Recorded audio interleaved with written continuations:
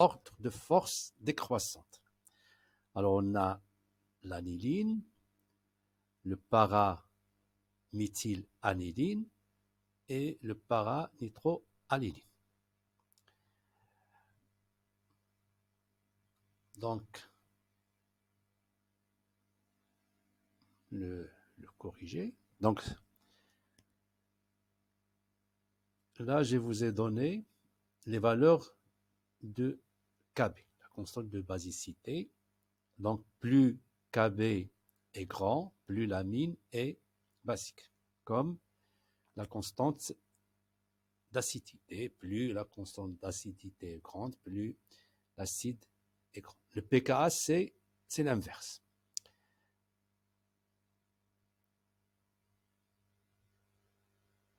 Donc là, vous avez la réponse détaillée et on va discuter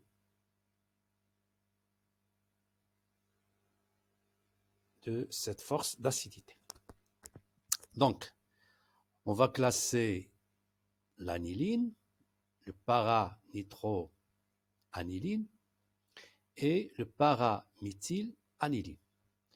Alors, d'une façon générale, les amines ont un caractère basique à cause du doubli libre.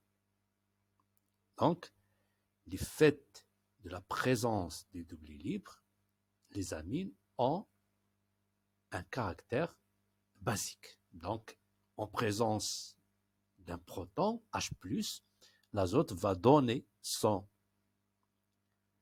doublé et on va former la liaison NH. Bien sûr, l'azote a perdu un électron du doubli libre, d'où la charge positive. Donc, puisque ce caractère basique des amines est dû à ce doubli libre, donc plus le doubli libre est disponible, plus l'amine est basique. Alors si vous prenez l'aniline, vous avez le cycle aromatique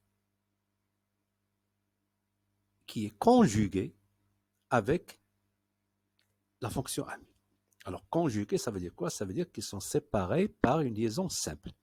Donc là, vous avez le cycle aromatique, vous avez les doubles liaisons qui sont conjuguées, donc chaque double liaison est séparée de l'autre double liaison par une liaison sigma. Donc là, vous avez un système conjugué.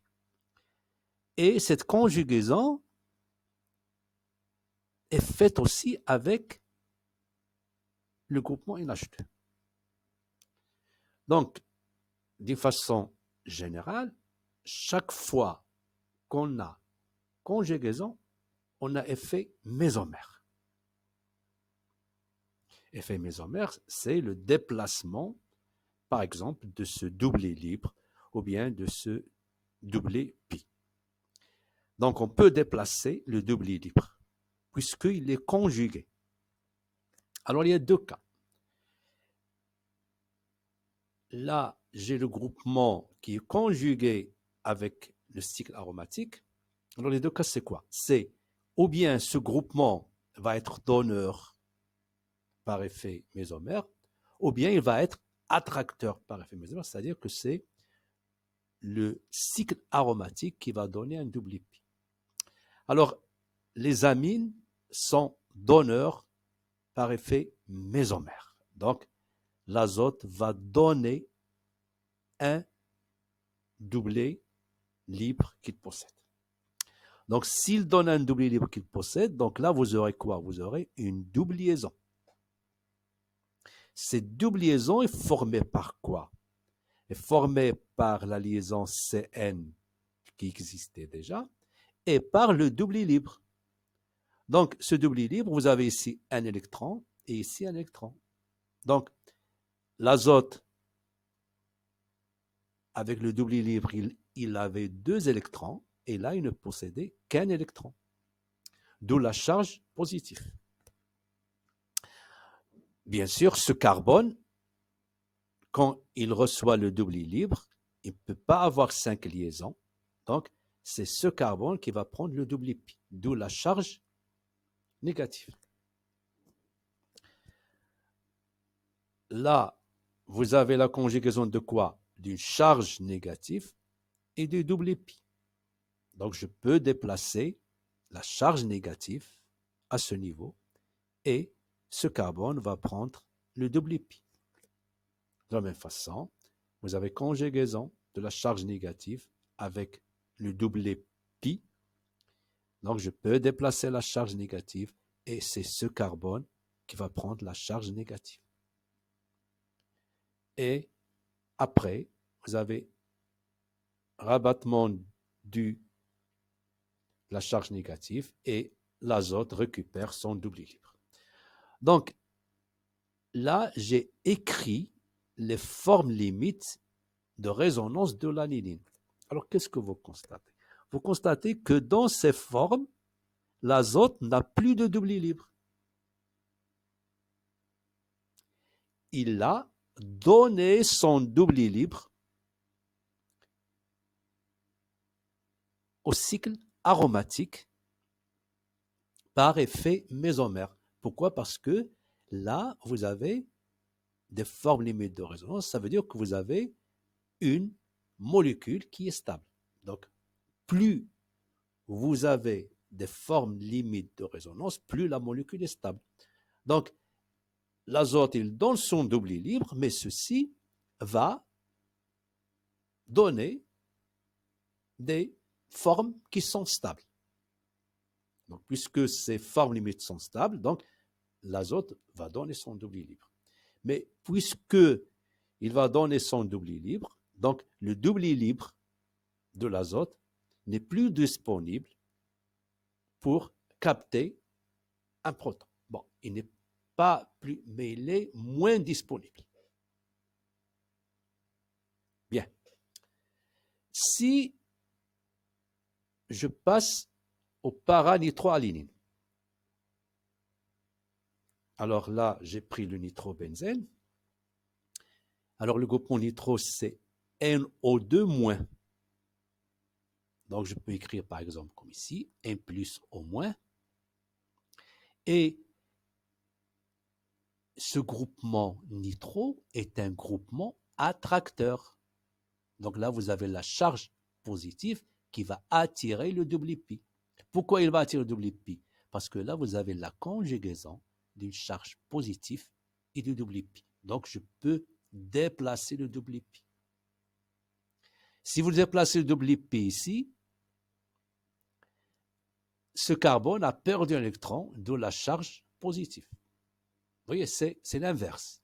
Ici, on gagne un électron et ici, le carbone, il perd un électron de la charge positive. Bien sûr, là, vous formez une double liaison, donc l'azote ne peut pas avoir 5 liaisons, donc l'oxygène va prendre une charge négative de O-. Et vous remarquez que là, j'ai une entité qui est électriquement neutre, un plus et un moins, et là, vous avez 2 plus et 2 moins, donc électriquement neutre. Pareil, là, j'ai cette charge positive qui est conjuguée avec une double liaison, donc je peux déplacer le doubli pi et ainsi de suite. Donc, qu'est-ce qu'il faut retenir? C'est que l'azote est un déficitaire en électrons et il va exercer un effet mésomère attracteur. Quand vous prenez le para position amine et nitro, donc là, vous avez un groupement qui est attracteur. Normalement, comme on a vu dans le cas de l'aniline, l'azote ou bien l'atome d'azote donne son doubli libre au cycle aromatique. Alors là, qu'est-ce qui va se passer? C'est que cet azote va donner beaucoup plus rapidement son double libre du fait que ici vous avez mis un groupement attracteur.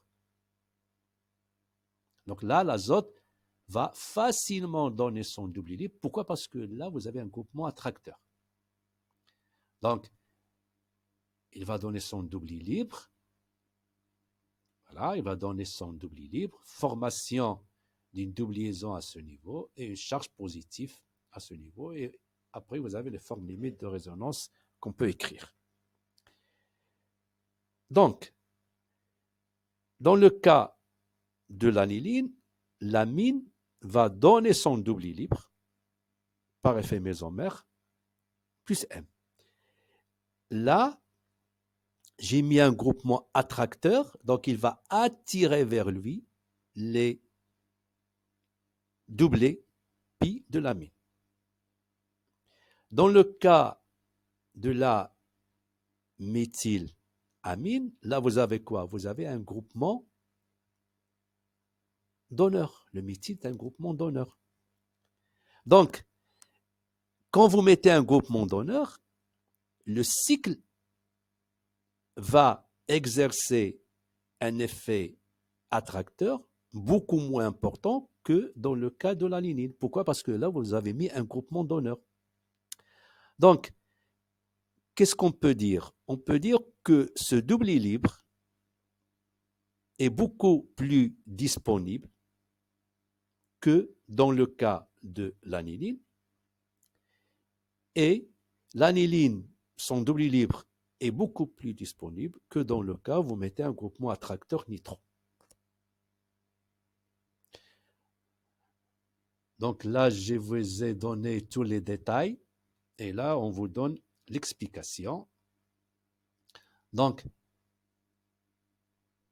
plus le double libre est disponible, plus l'amine est basique. Là, j'ai mis un groupement attracteur, donc il va augmenter la densité électronique au niveau du benzène. Donc le benzène va exercer un effet attracteur beaucoup moins important que dans le cas de l'aniline. Dans le cas du groupement nitro, là vous avez un groupement attracteur, donc il va attirer vers lui le double libre de l'azote.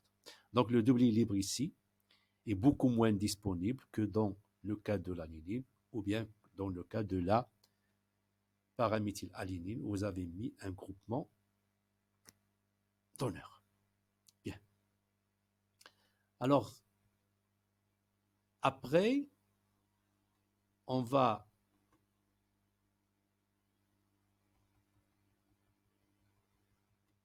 classer, deuxièmement, la molécule de pyridine, de pyrrole et de nalinine.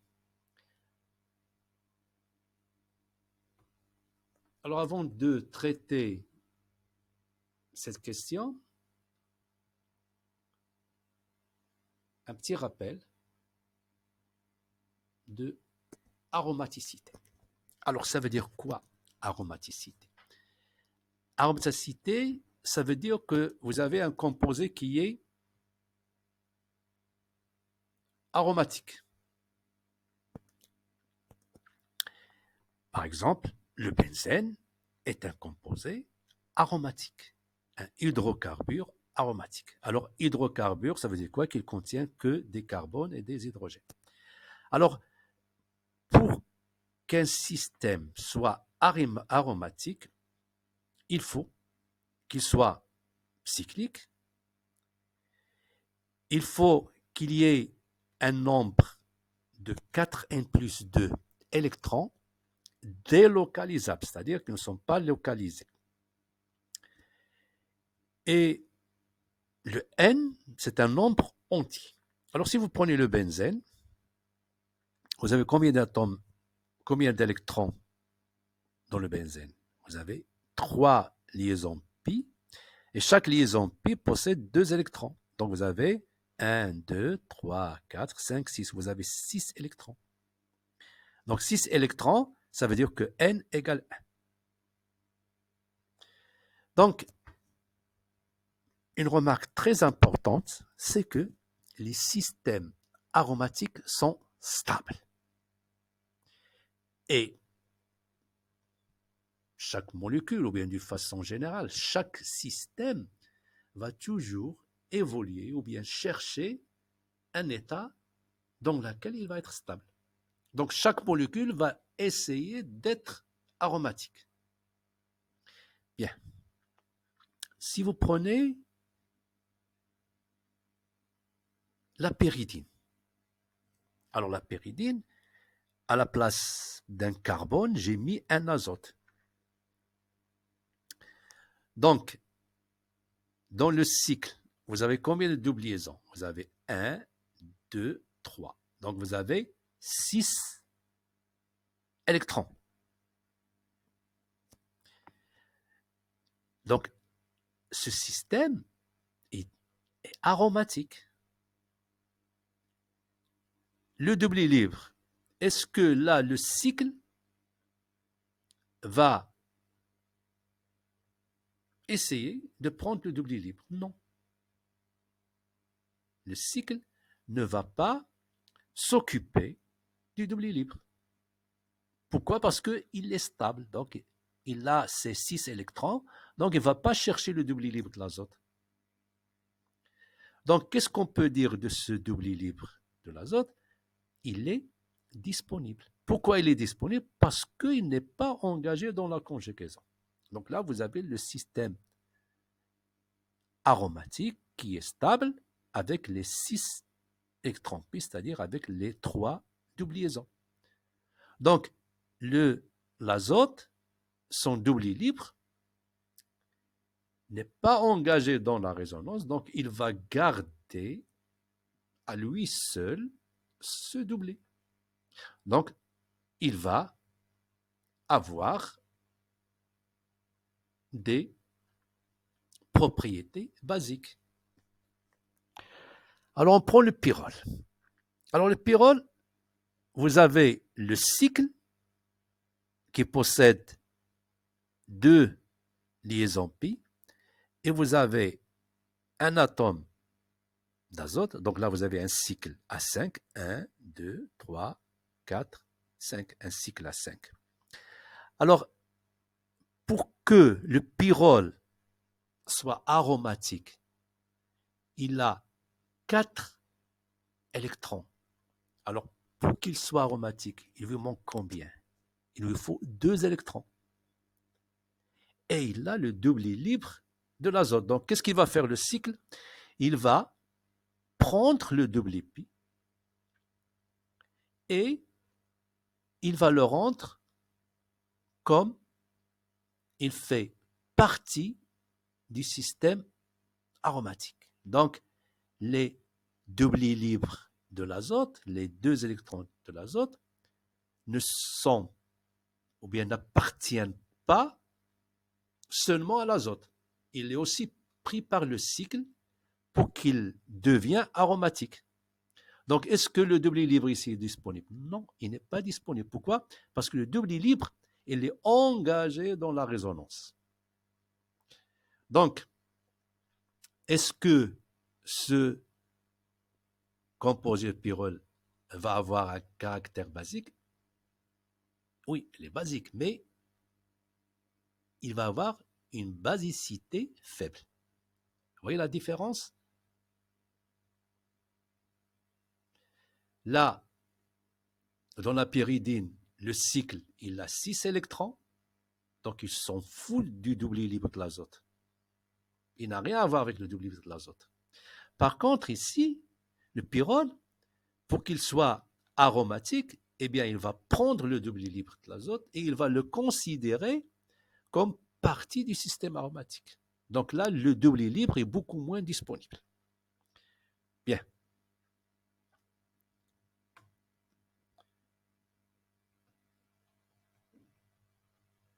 Alors maintenant, on va classer l'aniline, pyridine et pyrrole. Donc, l'aniline, comme on vient de voir tout à l'heure, le double libre est engagé dans la résonance. La pyridine, le double libre n'est pas engagé dans la résonance. Donc là, vous avez la pyridine Donc, vous avez 5 atomes de carbone, 1, 2, 3, 4, 5, et un atome d'azote. Donc là, vous avez le cycle qui est aromatique. Donc, chaque atome donne un électron pi. Donc, l'azote donne un électron pi, le carbone un électron pi, et chaque carbone donne un électron pi. Et l'azote, il garde son double pi, son double libre. Vous voyez, le double libre appartient au cycle aromatique. Vous voyez, donc, il est dans le plan du cycle aromatique. Par contre, les liaisons pi, ils sont perpendiculaires au cycle aromatique. Donc là, le double libre, il est disponible. Donc, la pyridine est beaucoup plus basique que l'aniline parce que l'aniline, son double libre est engagé dans la résonance. Alors que pour le pyrrole, donc là, je vous donne les formes limites de la pyridine. Vous voyez que le double libre n'est pas engagé dans la résonance. Il est toujours disponible sur l'azote, donc il peut capter un proton H+. Par contre, pour le pyrrole,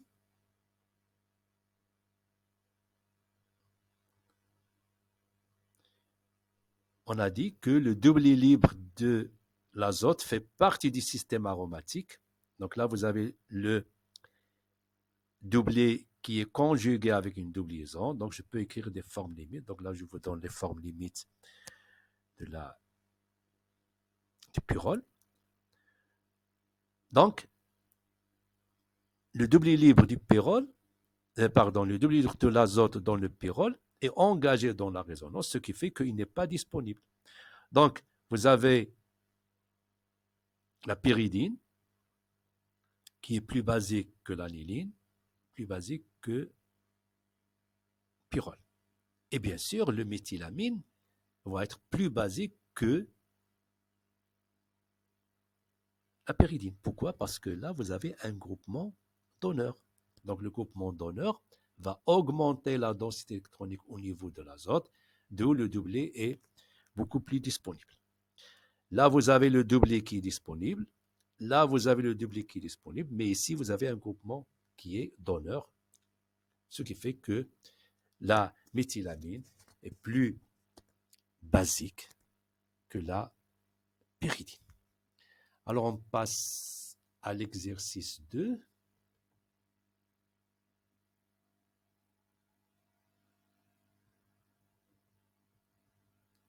Alors, exercice 2. Le chlorure de N-butyl réagit avec l'ammoniac à chaud, fournit un mélange d'amine et de sel de tétraalkyle ammonium. Ce dernier produit, en présence d'une base faible, donne une amine et un alcène. Décrire ces différentes réactions. Alors, le N-butyl, le N, ça veut dire normal. Le N-butyl, ça veut dire vous avez le butyl normal, c'est-à-dire vous n'avez que des liaisons simples. Alors,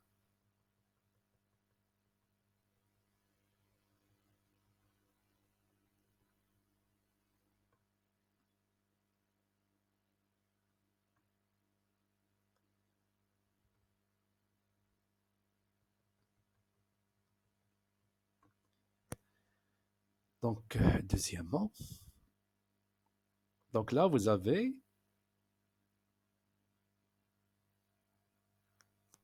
une réaction de substitution nucléophile. Donc, vous avez un composé halogéné, butyl-chlore. Donc, la butyl, c'est-à-dire CH2, CH2, CH2, CH3. Donc, vous avez un composé halogéné en présence de l'ammoniac. L'amine va jouer un rôle de nucléophile, donc il va attaquer le butyl et le départ du chlore. Donc vous aurez le N-butyl avec le NH3 qui a formé la liaison avec le carbone par le doublet libre, d'où la charge positive, et bien sûr l'ion Cn- pour équilibrer les charges. Alors, on est toujours en présence de l'ammoniac. L'ammoniac est une base qui va capter le H et le Cl. Donc, vous aurez NH4 plus Cn-. Donc, le NH4 plus Cn- provient d'un H et de C, c'est-à-dire de l'acide chlorhydrique. Et là, vous aurez le N-butylamine.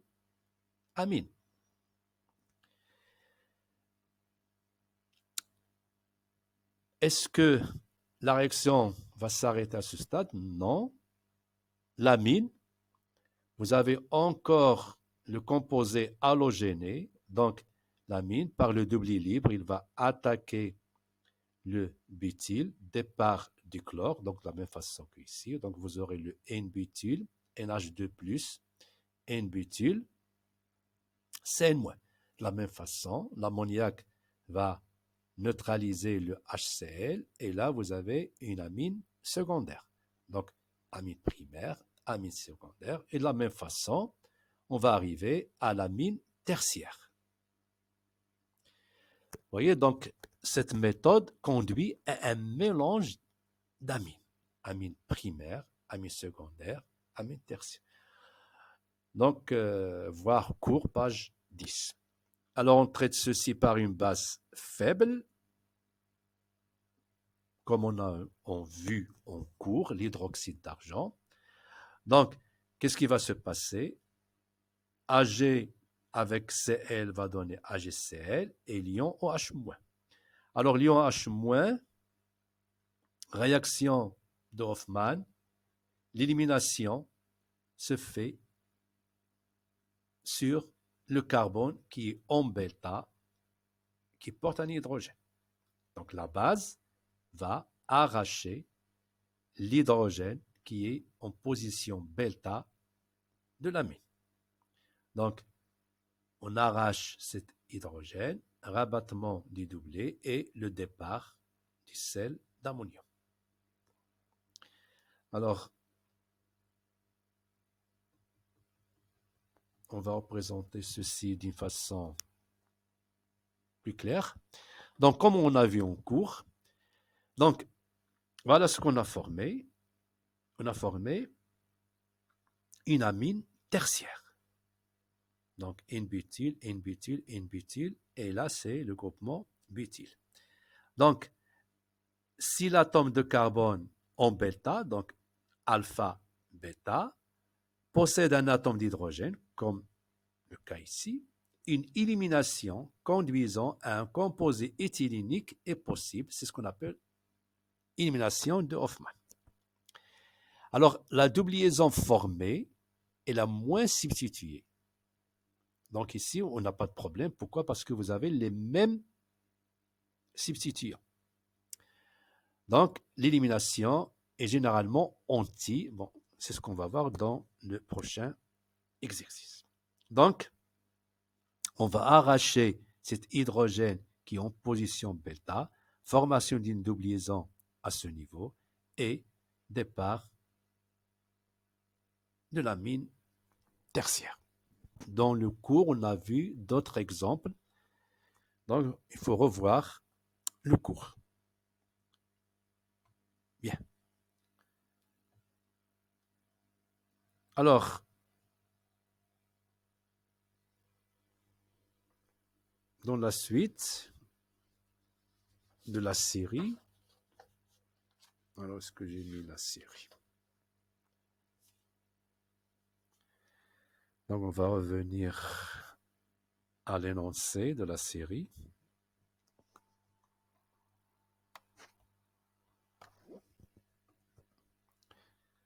Donc, premièrement, on vient de le voir. Deuxièmement, le phthalimide réagit facilement avec la soude et subit une alkylation par le bromure de butyl pour conduire à une amine, donner la réaction. Donc, je vous donne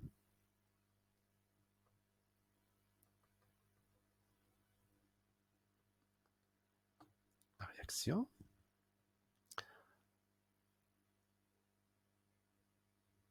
Donc, il s'agit de la réaction de Gabriel qui conduit à une amine primaire. Alors, voir cours, page 6. Donc, vous avez le phtalimide. Vous le traitez par une base, la soude. Alors, qu'est-ce qu'on avait dit? Que le phtalimide, c'est CONHCO. Là, vous avez deux groupements attracteurs, CO-CO, et les hydrogènes qui sont en alpha d'un groupement attracteur, donc là, l'azote est en position alpha des deux groupements CO, et bien cet hydrogène, il est acide. Alors, le caractère acide est plus élevé du fait que vous avez deux groupements. Donc, vous le traitez par une base, vous arrachez le proton et vous aurez ici la médure N-. Le N-, vous le traitez par le bromure de butyl, donc là, c'est butyl BR. Donc là, c'est butyl BR. Donc, addition nucléophile, fixation du butyl et le départ du BR avec le Na, donc moi NaBr. Alors, comme on a vu dans le cours, il faut utiliser deux ions hydroxyde, donc pour les mécanismes, voire courts. Donc, vous attaquez par le premier OH et après le deuxième OH et ainsi de suite, donc voire mécanisme. On peut aussi utiliser l'hydrazine. Au lieu de deux ions OH-, vous utilisez l'hydrazine, donc voir le cours. Alors, c'est quoi l'intérêt de cette réaction? C'est que là, on obtient une amide primaire. Alors que dans le cas où vous faites la réaction selon Hofmann, vous voyez, vous obtenez un mélange amine primaire, amine secondaire, amine tertiaire et amine quaternaire. Donc la méthode de Gabriel permet d'avoir une seule amine primaire, d'où l'intérêt de cette réaction. Alors troisièmement,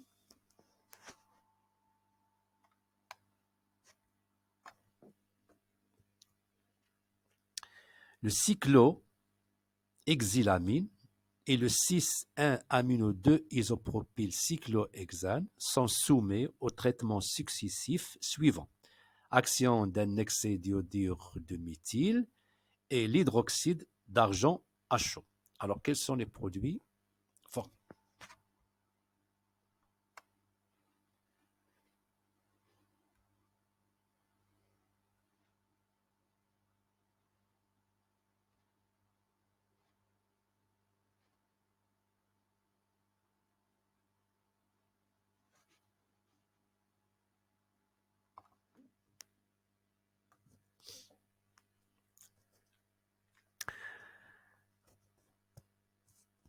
Donc, on a l'hydroxylamine. Vous le traitez par l'iodure de méthyle, ICH3. Donc là, vous aurez une réaction de substitution nucléophile, comme on vient de le voir. Donc, réaction d'Hoffmann. Vous fixez le premier CH3, vous aurez une amine secondaire, le deuxième CH3, etc., jusqu'à ce que vous arrivez au sel d'ammonium. Alors, le sel d'ammonium, vous le traitez par une base, par l'ion hydroxyde. Donc là, vous aurez l'iodure d'argent, AgI, qui va précipiter, et l'ion OH-. Alors, qu'est-ce qu'il va faire l'ion OH-? L'ion OH- va éliminer l'hydrogène qui est en position bêta du groupement ammonium, comme on l'a vu dans l'exercice précédent. Alors, là, qu'est-ce que vous constatez? Que vous avez deux positions bêta.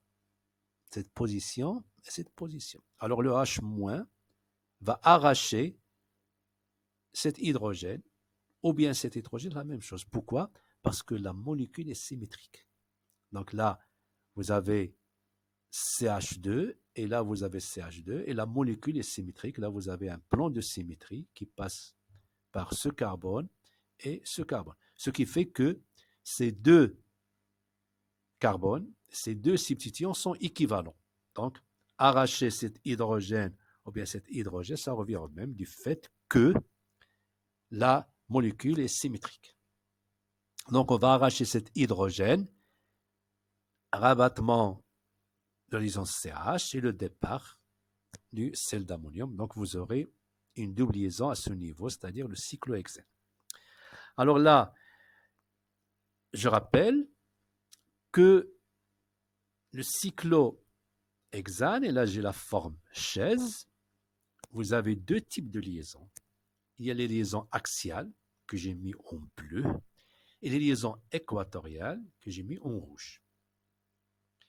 Alors, imaginez un plan moyen qui passe par la moitié des liaisons carbone-carbone, ici.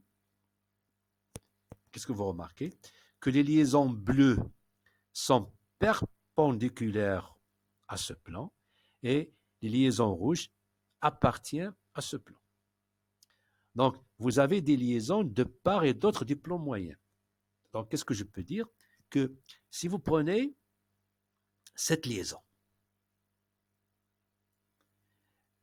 là, vous avez la liaison axiale et la liaison axiale qui sont de part et d'autre du plan moyen. Donc, on dit que ces liaisons sont en trans. Si vous prenez cette liaison équatoriale et cette liaison équatoriale, pareil, ils sont en trans. Pourquoi? Parce que là, vous imaginez le plan moyen, donc cette liaison, il est au-dessus, au-dessous, et cette liaison, il est au-dessus du plan moyen. Vous voyez, donc ils sont de part et d'autre, donc ils sont en trans. Si par exemple vous prenez la liaison 1, 4, qu'est-ce que vous remarquez? Que les liaisons axiales sont de part et d'autre du plan moyen. Et que les liaisons équatoriales, pareil, sont de part et d'autre du plan moyen. Si je prends la position, par exemple, 1, 3, vous voyez, là, les liaisons axiales sont du même côté. Et les liaisons équatoriales sont du même côté. Vous voyez, donc, ça dépend de quelle position vous prenez. Si vous prenez la position 1, 2, axiale, ils sont en trans. Si vous prenez la position 1, 3, axiale, ils sont en 6. Si vous prenez la position 1, 4, axiale, sont en trans. Équatoriale, sont en trans. Donc, il faut voir la position. Est-ce que sa position 1, 2, ou bien 1, 3, ou bien 1, 4. Alors, dans cet exemple, on n'a pas de problème du fait que ce carbone et ce carbone sont équivalents. Donc, cette position bêta et cette position bêta sont équivalentes du fait que la molécule est symétrique. Donc, vous avez le plan qui passe par ce carbone et ce carbone. Alors, imaginez le plan qui passe par ce carbone. La molécule est symétrique par rapport à ce plan. Donc, on élimine l'hydrogène qui est en position bêta. Par contre, dans le deuxième exemple, alors, deuxième exemple, alors il est où l'énoncé? Donc, on va revoir l'énoncé.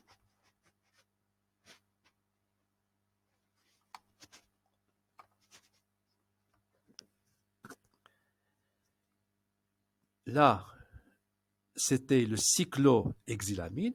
Et là, c'est quoi? C'est le 6,1-amino 2-isopropyl cyclohexylamine. Alors là, vous avez quelle position? Vous avez les positions 1 et 2. Et les substituants, c'est le substituant amino et isopropyl qui sont en position 6. D'accord? Vous avez le 6,1-amino 2-isopropyl cyclohexane.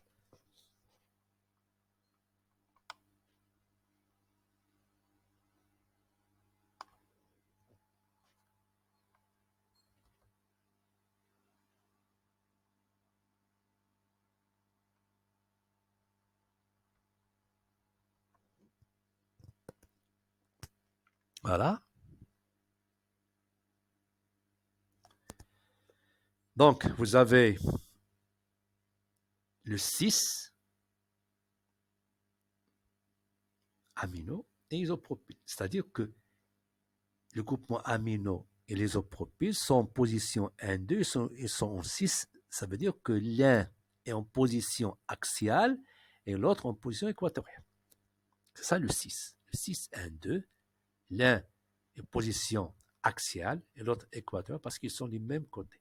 Si je veux avoir trans, qu'est-ce qu'il faut prendre? Il faut prendre axial, axial. Il faut mettre ici le groupement isopropyl.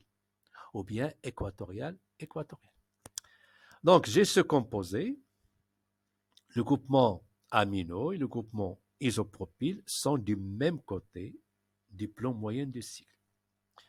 Donc, réaction d'Hoffmann, je fais la méthylation, comme dans l'exemple précédent.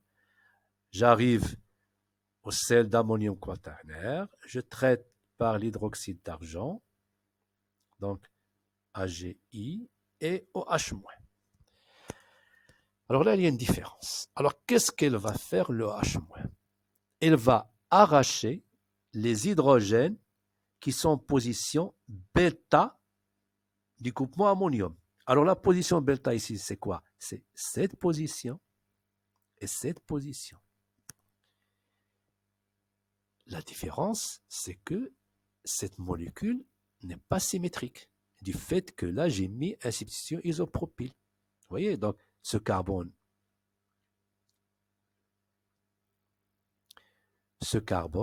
et ce carbone ne sont pas identiques. Là, vous avez comme substituant hydrogène, hydrogène, et là, vous avez isopropyl, hydrogène. Donc, ils ne sont pas identiques. Alors, qu'est-ce qu'on va faire? On va arracher l'hydrogène qui est en position bêta de l'ammonium. Donc, on va arracher par exemple ce HA, c'est-à-dire l'hydrogène qui est attaché à l'isopropyl. Donc, on va arracher le HA. La double liaison va se faire à ce niveau, vous voyez, à ce niveau, et le départ de l'ammonium. L'autre possibilité que j'ai mis en jaune, c'est d'arracher cet hydrogène. Donc, arracher cet hydrogène, rabattement de la liaison qui va se faire à ce niveau. Donc, une double liaison à ce niveau. Donc là, qu'est-ce qu'il faut remarquer? Que je n'ai pas arraché cet hydrogène. Pourquoi on ne l'a pas arraché, cet hydrogène? Parce qu'il faut arracher les hydrogènes qui sont en position anti par rapport à un H. Donc là, par rapport au sel d'ammonium. Alors là, vous avez le sel d'ammonium. Les positions bêta, c'est cette position. Alors, cet hydrogène, il est en position anti par rapport au sel d'ammonium. Donc, je peux l'arracher. Là, j'ai cet hydrogène et cet hydrogène, mais on va arracher l'hydrogène qui est en position axiale parce qu'il est en position anti du groupement ammonium. Bien. C'est pour cette raison que, vous vous rappelez, on avait dit, donc je vais revoir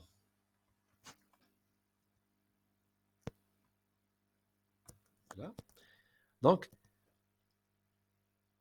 on a dit que la double liaison formée et la moins substitution, l'élimination est généralement anti. Alors, anti, ça veut dire quoi?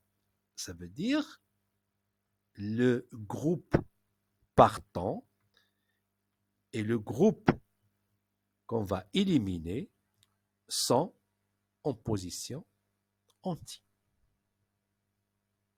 Ou bien en position trans. Vous voyez, l'hydrogène que je vais éliminer et le groupe partants sont en position anti, c'est-à-dire en position ici, trans.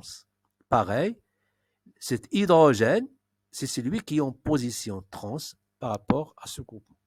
Donc, puisque ici, j'ai un hydrogène en position anti, donc je peux l'arracher, ça me donne ce composé. Là aussi, en position bêta, j'ai un hydrogène qui est en position anti, donc je peux l'arracher, ça me donne ce composé. Alors je répète, dans l'élimination de Hofmann, il faut que le groupe partant, c'est-à-dire le groupement ammonium, et l'hydrogène qu'on va arracher, ils doivent être en position anti, c'est-à-dire de position de part et d'autre. Donc là, ça me donne deux produits. Alors, par contre, dans l'exemple précédent, ce carbone et ce carbone, ils sont équivalents. Donc, on va arracher l'hydrogène qui est en position anti, donc c'est-à-dire cet hydrogène. Donc là, vous avez une seule possibilité, c'est d'arracher cet hydrogène qui est en position bêta. Par contre, dans cet exemple,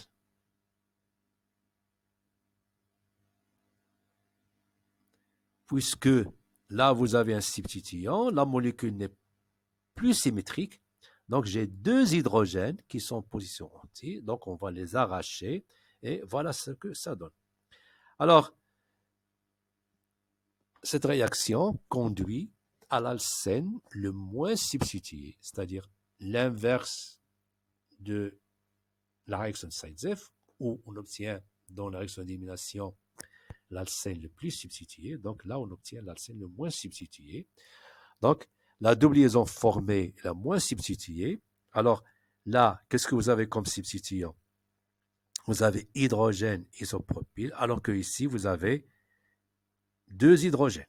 Donc, cette double liaison est moins substituée que cette double liaison. Cette double liaison, elle a comme substituant hydrogène isopropyl, alors que cette double liaison, elle a comme substituant deux hydrogènes. Donc, celle-là est majoritaire. Vous voyez la différence entre les deux exemples. Alors, vous vous rappelez que, je l'avais dit en cours, quand on vous dit on obtient deux produits, comme dans ce cas, donc l'un majoritaire et l'un minoritaire, alors que si on vous dit on obtient un seul produit, donc il faut déduire que on obtient le produit majoritaire uniquement. Donc là, le rendement, c'est de 0 à 50 ou bien 49. Et là, le rendement, c'est de 0 à 100% selon les cas. Donc, si on vous dit on obtient ceci et ceci, donc là, par exemple, vous aurez 20% et là, 80%. Et si on vous dit on obtient un seul composé, ça veut dire que c'est ce composé avec un rendement de 100%. Bien.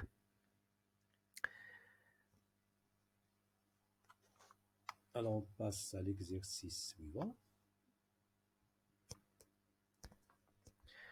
Écrire la réaction de diazocopulation obtenue à partir de l'aniline comme seul produit de départ.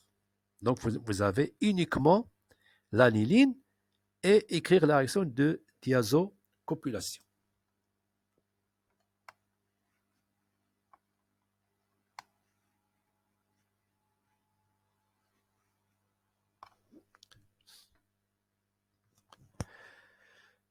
Alors là, c'est une question de cours.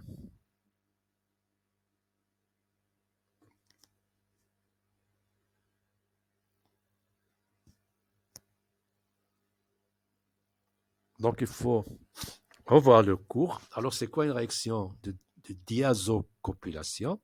Diazo, ça veut dire qu'il faut avoir le sel diazonium. Et copulation, ça veut dire réaction de substitution électrophile avec une amine aromatique. Alors, d'où vient? Donc, vous avez uniquement l'aniline. Et écrire cette réaction, donc vous commencez par quoi? Par préparer le sel diazonium. Alors, le sel diazonium à partir de la lignine, donc on l'a vu en cours. Alors, la première étape, c'est quoi? C'est de former l'acide nitreux, donc nitrite sodium HCl, l'acide nitrique avec NH2 vous donne le sel diazonium. Alors, je peux écrire les deux formes limites et réaction de diazocopulation, donc l'amine est donneur par effet mésomère, donc il va donner ce doublet. Ce doublet pi va venir à ce niveau et le doublet pi va capter ou bien va donner une réaction de substitution au niveau de l'azote qui est électrophile. Donc vous formez ici une liaison carbone-azote. Carbone-azote. Et là vous avez l'hydrogène. Et l'ion Cl- va arracher cet hydrogène et vous retrouvez le système aromatique avec le groupement azo. Alors, la réaction de copulation est une réaction de substitution électrophile. Pourquoi? Parce que vous avez l'aniline. Alors, qu'est-ce que vous avez fait à l'aniline? Vous avez pris cet hydrogène et vous l'avez substitué par un électrophile, c'est-à-dire avec le groupement azo. Donc, il s'agit d'une réaction de substitution électrophile. Alors, la substitution se fait en position méta parce que ici, vous avez un groupement donneur. Il peut se faire en ortho ou méta, mais en ortho, vous aurez un encombrement stérique. Donc, la réaction va se faire en position méta du fait que ici, vous avez un groupement donneur. Donc, il faut revoir le chapitre des substitutions électrophiles aromatiques. Bien. Alors, on va passer à l'exercice suivant. Donc, on va retourner à la série.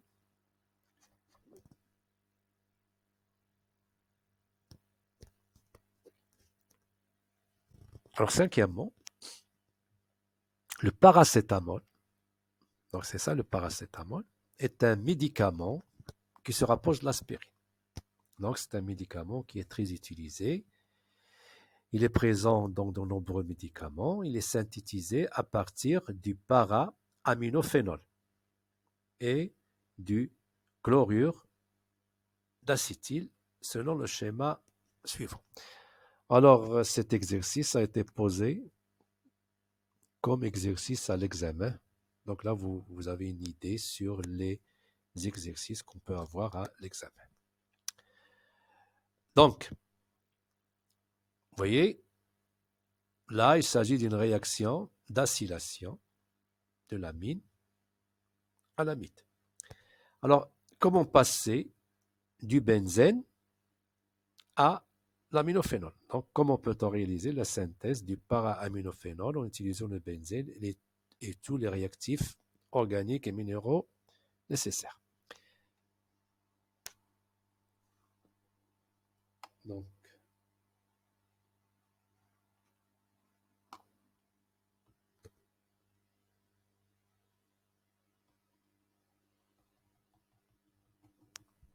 page 19.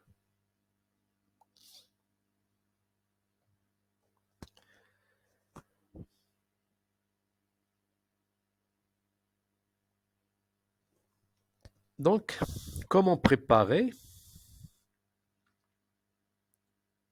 le para-aminophénol? Donc, vous avez quoi? Vous avez le benzène avec le groupement OH et le groupement NH2. Bon, le groupement OH, on va l'avoir comment? Par la réaction de Sandmeyer. Sandmeyer, ça veut dire quoi? Ça veut dire hydrolyser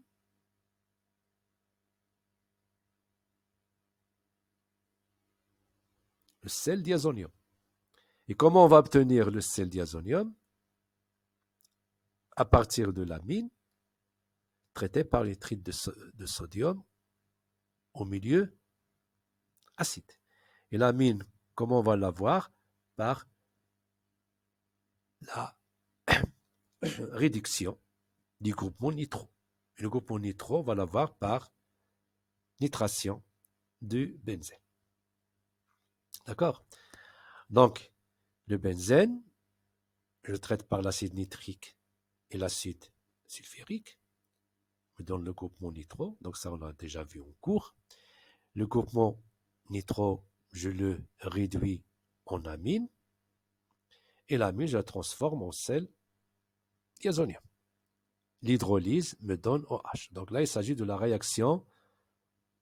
Donc ici, réaction de Sand-Meyer. Bien.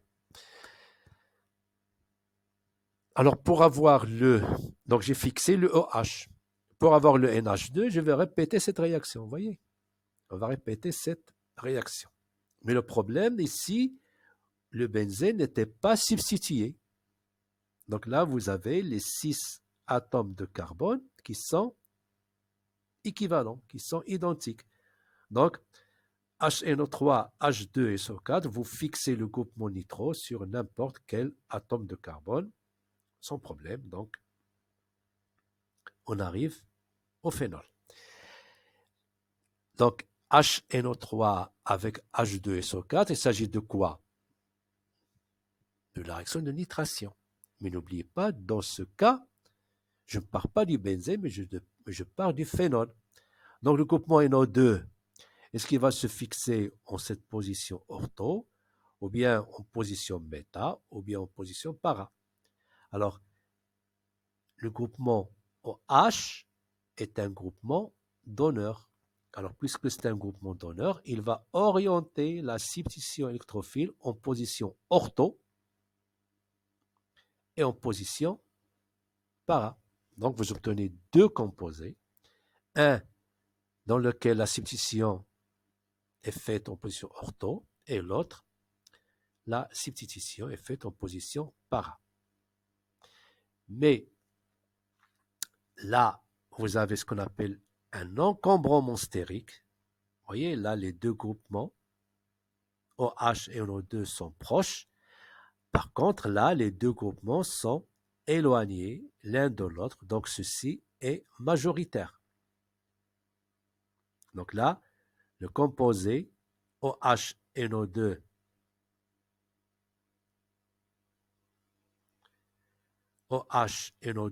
est majoritaire. Donc, on va réduire le groupement NO2 en amine. Donc, voilà, il faut revoir le cours des substitutions électrophiles aromatiques. Donc, on a préparé l'aminophénol, para-aminophénol. Alors, le para-aminophénol, on va le traiter par le chlorure d'acétyl, donc réaction d'acylation qui va se faire au niveau de l'azote. Donc, là, le NH2, l'azote, par son double libre, va attaquer le carbone du carbonyle, donc formation de liaison azote-carbone. Et ouverture de la double liaison CO au-, et vous avez le Cl.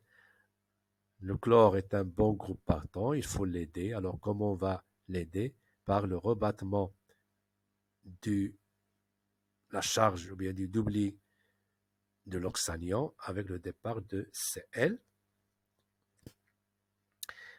Alors, le Cl qui part va capter le H, donc formation de HCl, et vous savez le paracétamol, ou bien ce qu'on appelle le N4-hydroxyphénylacétamide. Alors, l'acétamide, c'est quoi l'acétamide? C'est CH3CONH2. Toujours que vous voyez le groupement A7, c'est CH3CO. D'accord? Chlorure d'acétyl, c'est CH3COCl. Et acétamide, c'est-à-dire CH3CO, NH2.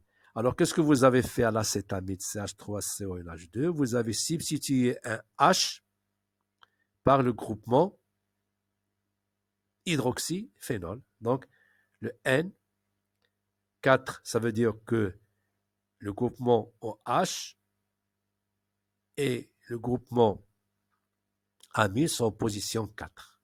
Donc, le N4, ou bien para si vous voulez, hydroxyphényl acétamide. Alors, la question qu'on peut se poser, et là, je donne la réponse, c'est que dans le para-aminophénol, quand vous le traitez par le chlorure d'acétyl, j'ai l'attaque du doublet libre de l'azote sur le carbonyle, mais aussi je peux aussi avoir l'attaque du doublet libre de l'oxygène. Alors, la réaction majoritaire, c'est la réaction dans laquelle vous avez l'attaque nucléophile de l'amine. Pourquoi? Parce que l'azote est moins électronégatif que l'oxygène, donc il a un caractère plus nucléophile que l'oxygène, donc c'est lui qui va donner le doublet libre, mais on peut avoir la réaction secondaire, c'est avec l'attaque nucléophile de l'oxygène par son doublet libre. D'accord? Donc c'est le produit secondaire qu'on peut avoir, c'est-à-dire la formation d'un ester. Donc l'amine par attaque me donne amide et l'alcool par son doublet libre, bien le groupement H me donne un ester. Bien. Alors on passe au dernier exercice. Alors le dernier exercice, donc je vous donne la réponse.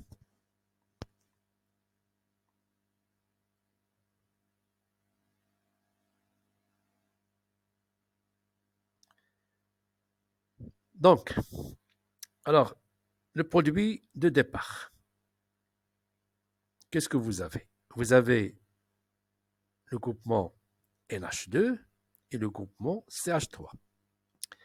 Alors, vous traitez ceci par le chlorure d'acétyl. Donc, comme on vient de le voir tout à l'heure, vous aurez une réaction d'acylation de l'amine, c'est-à-dire formation de l'amide. Après, vous traitez par l'acide nitrique. Alors, l'acide nitrique, c'est une réaction de nitration, c'est-à-dire vous aurez le groupement NO2. Alors, le problème, c'est les substituants du benzène. Là, vous avez le CH3 et là, vous avez l'amide. Alors, le CH3 est un groupement donneur. Et l'amide est un groupement attracteur. Pourquoi attracteur? Parce que là, vous avez le groupement CO, donc c'est C plus O moins, donc il va attirer vers lui le doublet libre de l'azote et qui va se propager jusqu'au benzène.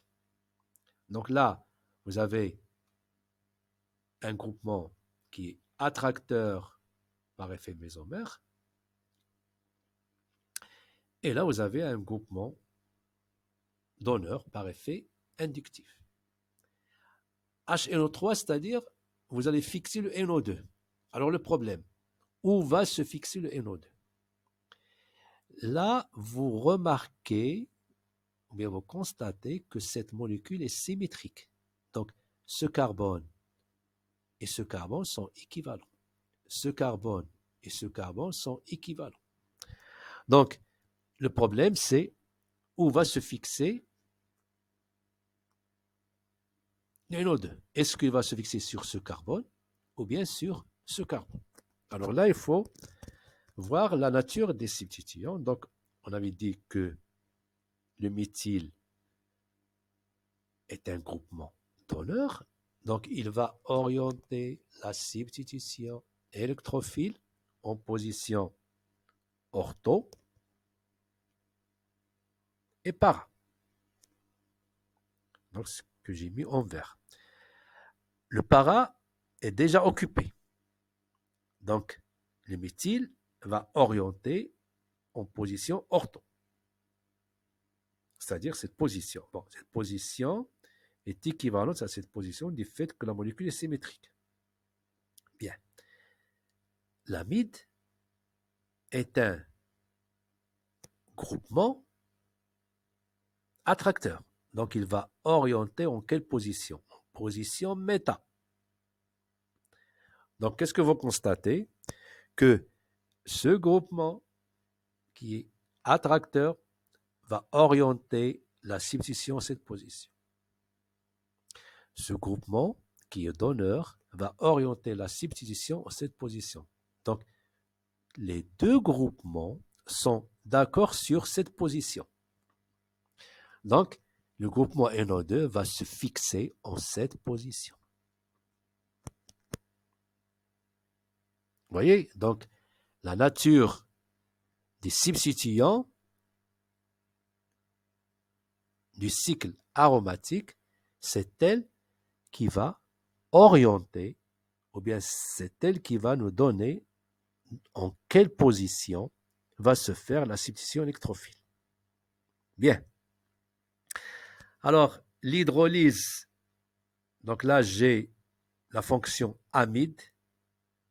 L'hydrolyse de la fonction amide redonne la fonction amide. Donc à retenir, on verra ceci dans le 3e chapitre, les acides carboxyliques et dérivés. Donc, à retenir, l'hydrolyse de l'amide me donne l'amine. Alors, l'amine traitée par l'acide nitreux ACl, donc vous transformez la fonction amine en diazonium, sel diazonium, et quand vous traitez par l'acide phosphoreux, donc ça, on l'a déjà vu en cours, vous réduisez le diazonium en H. Et après, vous faites la réduction du nitro, groupement nitro, en groupement amine. Donc, de cette façon, on a préparé la métatoluidine. Alors, ce NO2, il faut l'éliminer. Il est NO2 trop. Donc, on a terminé la série 1. Donc, si vous avez des questions, vous pouvez me les envoyer. Bon, vous pouvez écrire en arabe ou en français, pas de problème. Et je vous souhaite bon courage et à la prochaine. Voilà.